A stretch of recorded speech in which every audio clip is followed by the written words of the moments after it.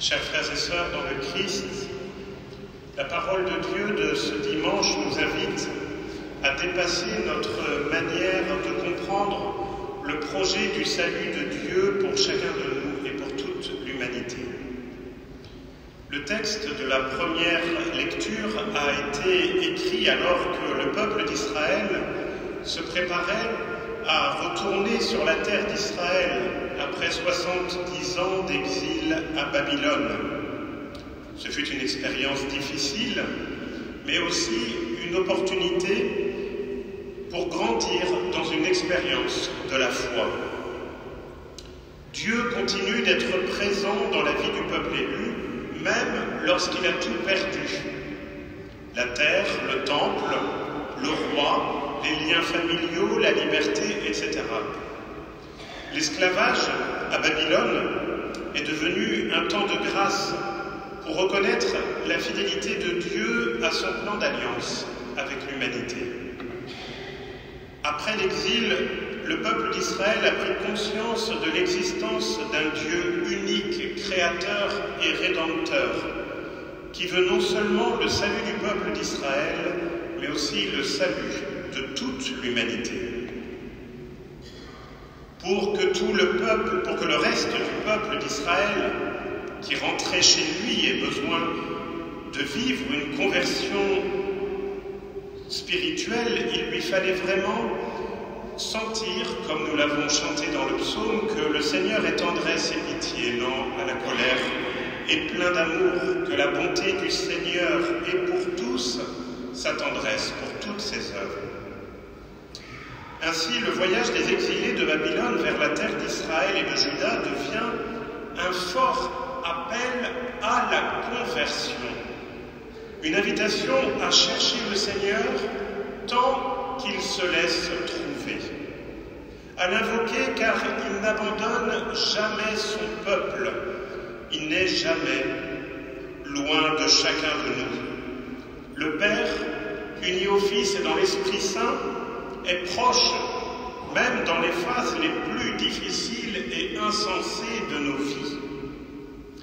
Le prophète nous invite donc à revenir vers le Seigneur, à nous convertir, car le Seigneur est riche en pardon. Rien n'est jamais définitivement perdu. Même lorsque l'être humain essaye de survivre difficilement dans ce monde, en cherchant un sens à son existence, en souffrant dans la complexité des mauvais choix de sa liberté individuelle. L'expérience de conversion demande le courage de changer l'image que nous nous faisons de Dieu, car nos pensées ne sont pas ses pensées, nos chemins ne sont pas ses chemins. Le Seigneur est juste en toutes ses voies. Les ouvriers de la dernière heure de la parabole évangélique ont vécu tout cela avec une grande gratitude. Les ouvriers de la première heure devaient se libérer de l'envie et se convertir face à la grandeur incommensurable de la bonté divine. Les ouvriers de la parabole s'attendaient à être embauchés pour travailler dans la vigne de leur maître. Parmi eux, il y a ceux qui ont beaucoup de bonne volonté, qui se réveillent dès l'aube, espérant quelque chose de meilleur pour le nouveau jour. Il y a ceux qui sont plus paresseux, ou qui sont découragés, sans force, sans motivation. Ils arrivent tard pour trouver finalement une solution à leurs problèmes existentiels. La place de la parabole, la place où se trouvent les ouvriers, peut représenter l'opportunité de faire partie d'un groupe de personnes dans la communauté chrétienne. C'est le lieu des relations, des rencontres, où il y a de la place pour chacun. Nous devons prendre la décision d'entrer en relation avec l'une ou l'autre expérience communautaire que l'Église nous offre, en nous imaginant sur la place pour être embauchés et enfin commencer à travailler dans la ville du Seigneur.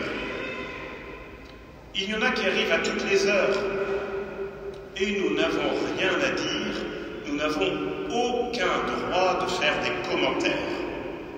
Chacun a son temps, chacun a son cheminement, chacun son rythme, avec ses efforts de recherche, sa volonté, sa liberté. Descendre sur cette place où se trouvent les ouvriers, peu importe l'heure, c'est le premier pas de la conversion. Après être descendu sur cette place, il faut faire un second pas, celui de travailler pour la vigne du Seigneur. La vigne du Seigneur représente le royaume de Dieu. Et ce royaume est avant tout un cœur à cœur, une relation personnelle avec Jésus-Christ mort et ressuscité, venu pour que tous aient la vie et qu'il l'ait en abondance. Dans la parabole, le propriétaire, qui représente Dieu le Père, invite toutes les personnes présentes sur la place à aller travailler à la vigne. Et Jésus dira dans l'évangile de Jean, « Je suis la vraie vigne et mon Père est le vigneron. » La conversion, c'est décider de centrer toute notre existence sur Jésus-Christ mort et ressuscité. Et nous avons aujourd'hui le témoignage lumineux d'un homme véritablement transformé et converti.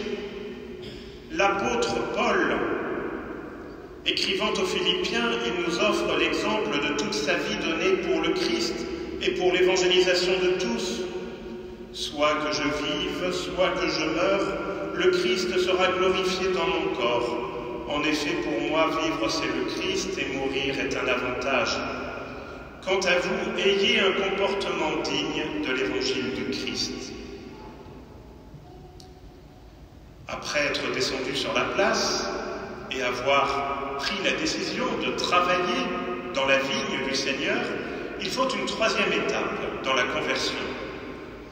Collaborer à l'élaboration du vin nouveau. La parabole est contextualisée au moment des vendanges. C'est une période de joie et de prospérité. Tous les ouvriers, auparavant au chômage et dispersés, sont désormais engagés dans le travail de récolte des fruits de la vigne, c'est-à-dire dans la grande fête de la célébration de l'alliance nouvelle et éternelle de Dieu le Père, unis au Fils dans l'Esprit Saint, symbolisé par le vin nouveau et abondant de la gratuité de l'amour divin. La rencontre avec le Christ nous permet de vivre des relations humaines marquées par l'action de l'Esprit Saint à travers ses dons. Amour, joie, paix, patience, bonté, bienveillance, fidélité, douceur et maîtrise de soi.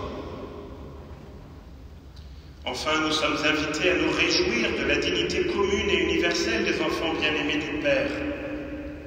Le salaire d'un denier que reçoivent de manière égale tous les ouvriers de la vigne peut représenter la même et identique dignité d'enfant bien-aimé du Père que tout être humain a reçu gratuitement par la mort et la résurrection de Jésus, le bien-aimé, le Fils éternel uni au Père. Tout être humain reçoit la même dignité de Fils bien-aimé, qu'il ait apporté une contribution efficace à l'œuvre de la vigne du Seigneur pendant une seule heure, pendant 4 heures, pendant 7 heures ou pendant 10 heures. Les derniers seront premiers et les premiers seront derniers. La surprise et la gratitude sont plus grandes chez ces derniers qui ont eu une vie compliquée et dénuée de sens pour tout un tas de raisons. Ceux qui se sont convertis depuis longtemps à l'immensité de l'amour de Dieu ne doivent pas se laisser influencer par le démon de l'envie. Le salaire égal de la dignité des enfants de Dieu fait de nous tous des frères et sœurs au nom de la bonté divine. Nous succombons souvent et facilement au découragement devant le déferlement du mal. Quand nous y succombons, nous oublions que Dieu est là, qu'il est fidèle et qu'il ne nous abandonne pas. Toute la journée, vous avez entendu, il cherche ses ouvriers. Quelle patience, quelle fidélité, quelle persévérance. Frères et sœurs, ce n'est pas notre voisin que Dieu appelle aujourd'hui. Ce n'est pas quelqu'un qui est en dehors de cette cathédrale. C'est chacun de nous, sans aucune exception, ici présent. Alors ne faisons pas la sourde oreille. Chacun est invité à apporter sa pierre pour construire le royaume. Durant cette Eucharistie, supplions le Seigneur par l'intercession de la bienheureuse Vierge Marie, afin que nous soyons de véritables ouvriers à la vigne du Seigneur, que nous travaillions sans cesse pour lui, pour que s'établisse sans cesse son royaume. Amen.